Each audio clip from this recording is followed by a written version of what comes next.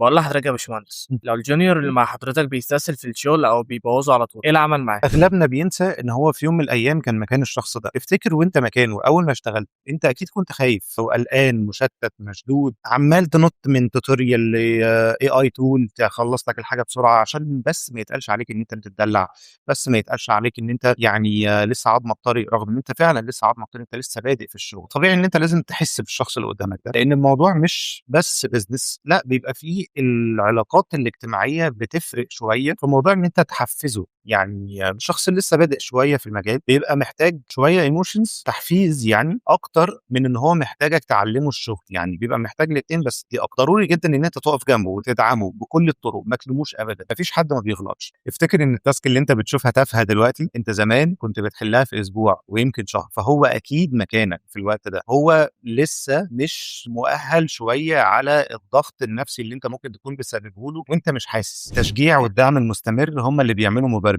تقال أكتر من تعليم. افتكر إن أكبر نجاح ليك أنت إن اللي بيتعلموا على إيدك يبقوا أحسن منك. اعمل منشن للسينيور اللي واقف جنبك وأنت جونيور، واعمل منشن للجونيور اللي أنت مقتنع بيه وبمجهود. ما تنساش الفولو علشان تتعلم أكتر عن عقلية المبادرة.